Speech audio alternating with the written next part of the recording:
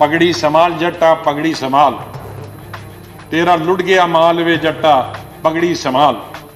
सारे जगदा पेट भरे तू, सारे जगदा पेट भरे तू, अन्नदाता कहलाए तू। उठ और उठ के खाक के जर्रे, खाक के जर्रे को कहता है, उठ और उठ के खाक के जर्रे एक सितारा बन जा तू। बुझा बुझा सा क्यों है दिल तेरा, एक अंगारा बन जा तू। ओ सदियों के ठहरे पानी बहती धारा बन जा तू। लुट गया माल तेरा, लुट गया माल वे पगड़ी संभाल जट्टा पगड़ी संभाल। आज मैं यहाँ खड़ा हुआ हूँ माननीय राष्ट्रपति जी का धन्यवाद करने के लिए कि उन्होंने दोनों सदनों के सदस्यों को संबोधित किया। सर, मैं अपनी बात सिर्फ 2 मुद्दों पर रखूंगा, किसान और जम्मू कश्मीर। माननीय राष्ट्रपति जी के भाषण में बहुत सारे मुद्दे हैं, लेकिन हमारे बहुत सारे दूसरे साथी उन पे चर्चा करेंगे। मुझे खुशी है कि माननीय प्रधानमंत्री जी भी तशरीफ लाए हैं और उन दोनों विषयों की तरफ माननीय प्रधानमंत्री जी का ध्यान बहुत ही जरूरी है और यही दोनों मुद्दों पे जिन पे मैं बोलने वाला हूं उनका समाधान निकाल सकता है। सर, माननीय राष्ट्रपति जी के भाषण में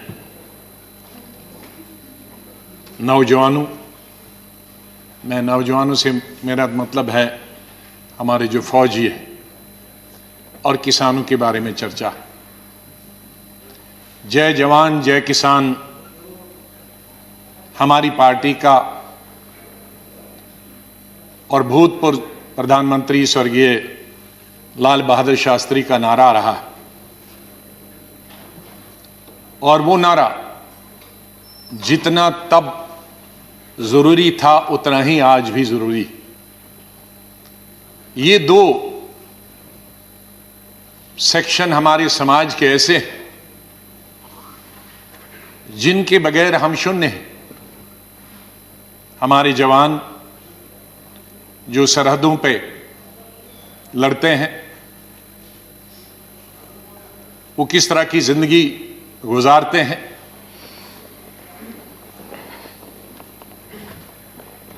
और कितनी ठंड में रहते हैं।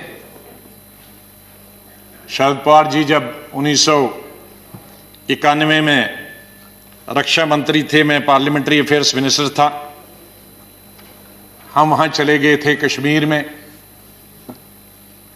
कश्मीर के पहाड़ियों पर जहां 16,000 फुट की बुलंदी पे ग्लेशियर हमारे फौजी रहते हैं। छत बर्फ की, दीवारें बर्फ की, फर्श बर्फ का, और इस तरह इस दफा जितनी सर्दी पड़ी है शायद कभी इतिहास में नहीं हुई है। मुझे लगता है कि 50-60 डिग्री माइनस वहां टेम्परेचर होगा, और उस ठंड में उन ग्लेशियर्स में हमारे फौजी हमारे सीमाओं की रक्षा करते हैं।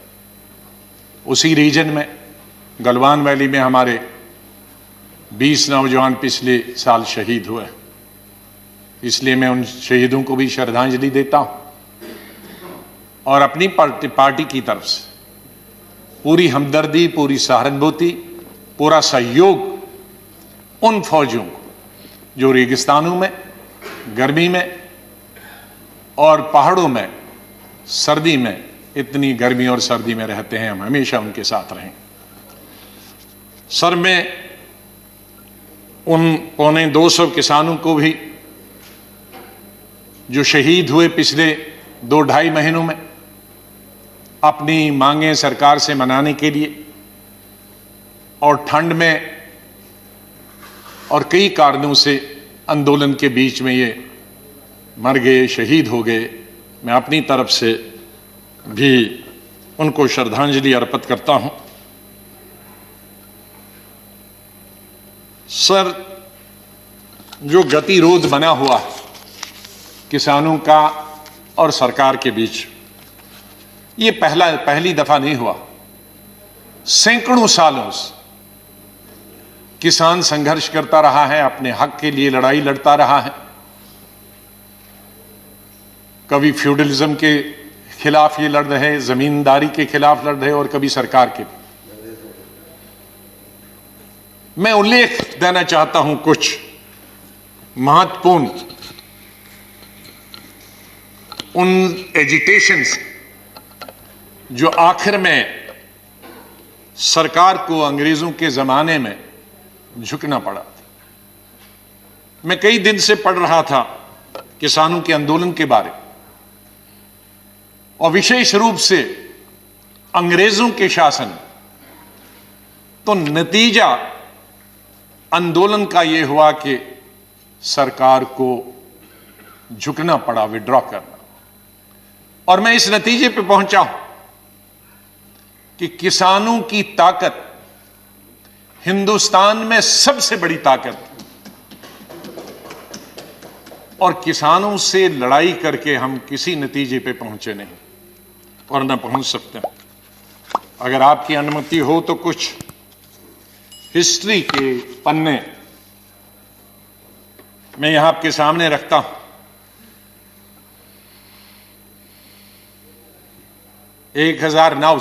1900 से और 1906 के बीच में 3 कानून यूनाइटेड इंडिया में और ब्रिटिश इंडिया की हुकूमत में हुए। वो है पंजाब लैंड कॉलोनियल एक्ट 1900, दूसरा दुआबबारी एक्ट 1906, द कॉलोनियल एक्ट 1906। ये 3 कानून के खिलाफ, ये 3 कानूनों में क्या था? इसकी जमीन की मालिक ब्रिटिश सरकार होगी और मालिकाना हक से उनको वंचित रखा जाएगा। किसानों को, उन्हें बिल्डिंग बनाने की, घर बनाने की और पेड़ काटने की अपनी जमीन पे कोई हक नहीं होगा।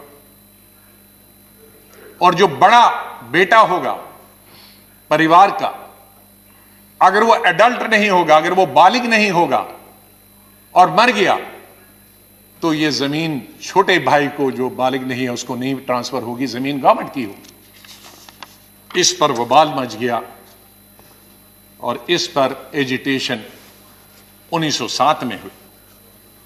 और इस एजिटेशन का संचालन कौन कर रहे थे?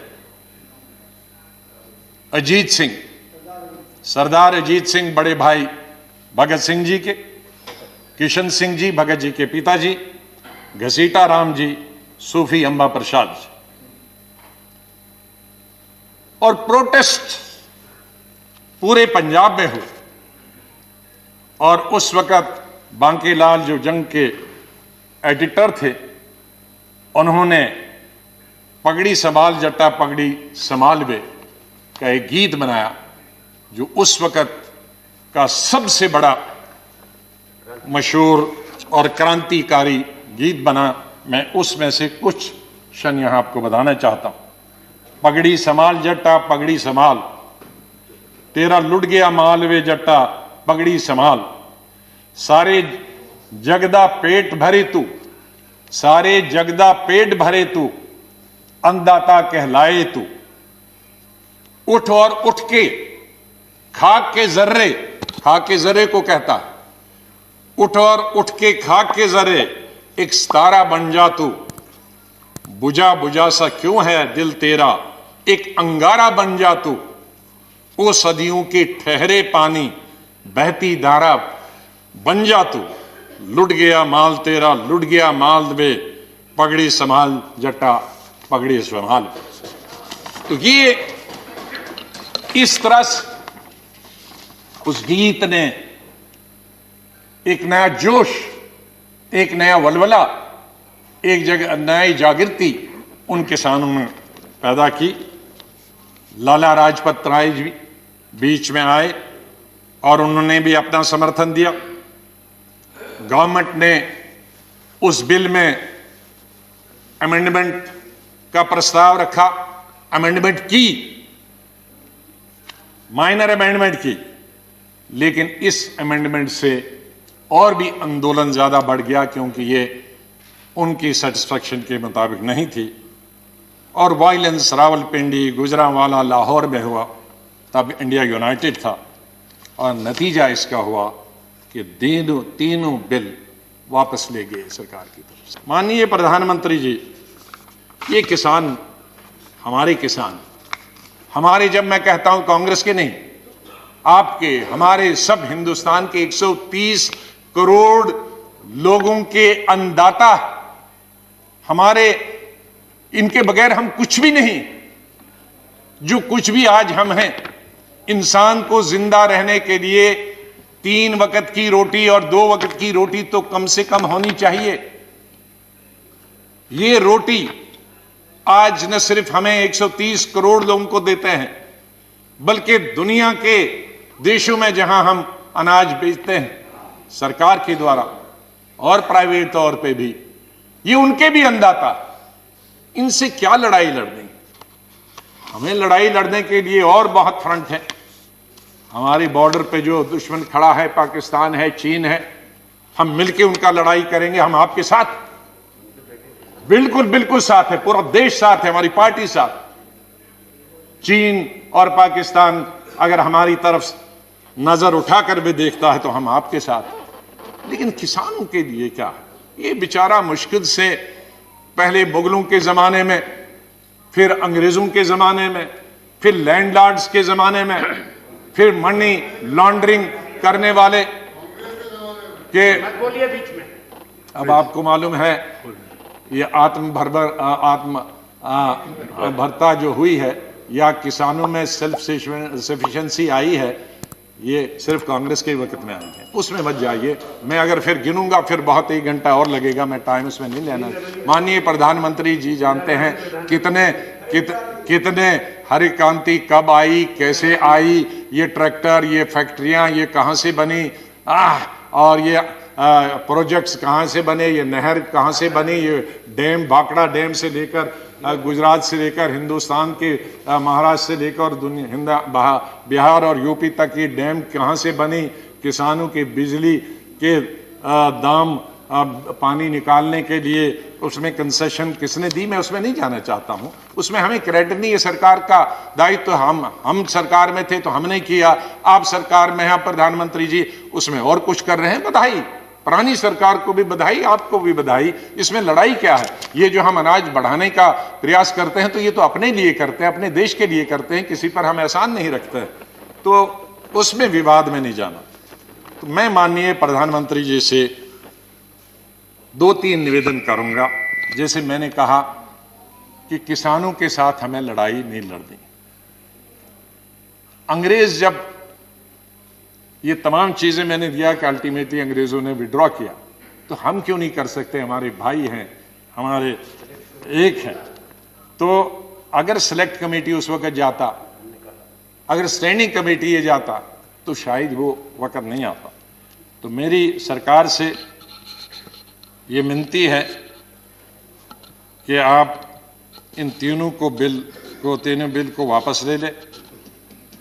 कुछ लोग गुम हो गए हैं, उनके बारे में माननीय प्रधानमंत्री जी से मैं निवेदन करूंगा कि कोई कमेटी बनाएं जो उनकी छानबीन करे कहां गए हैं 26 जनवरी को। या मैं 26 जनवरी का उल्लेख किए बगैर नहीं रह सकता हूं। हम जितनी भी निंदा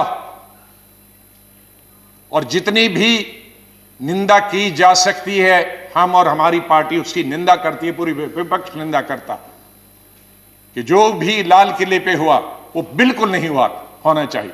वो लोकतंत्र के खिलाफ है, डेमोक्रेसी के खिलाफ है, लॉ एंड ऑर्डर की दुश्मनी से भी खिलाफ।